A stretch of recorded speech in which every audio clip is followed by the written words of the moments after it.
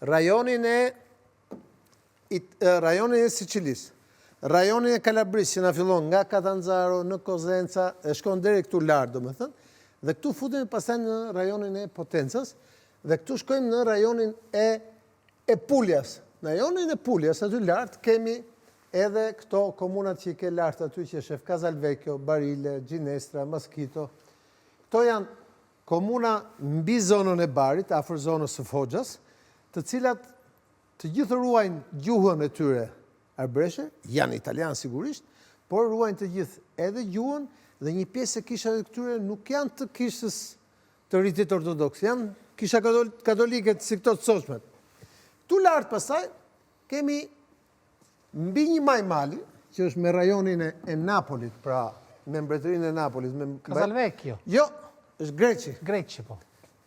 Greqi, që ndryshe ata quhen dhe Katundi, është në një mal 1500 metra, unë kam qenë me presidentin Meta, kemi quar busin atje të Skënderbeut para 8 vjetësh, besoj.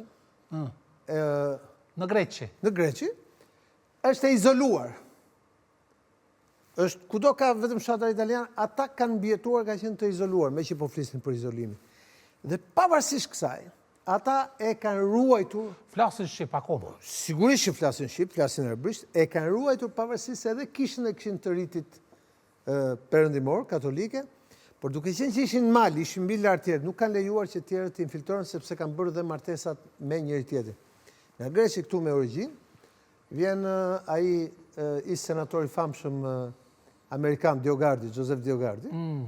Babaj Diogardit është nga Greqi, ka lindur në Greqi dhe ai vetë shkon në Greqi herë pas herë duke thënë pikërisht unë jam nga ty. Nuk ka qenë e rastishme e simpatia që kishte për shqiptarët. Po sigurisht sepse ndjente.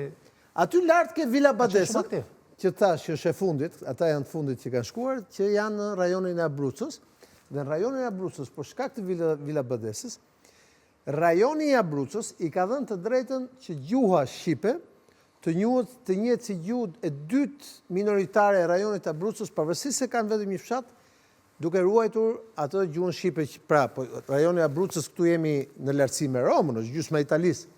Dhe pastaj kemi shumë afër Romës. Po, pastaj kemi këtu rajonin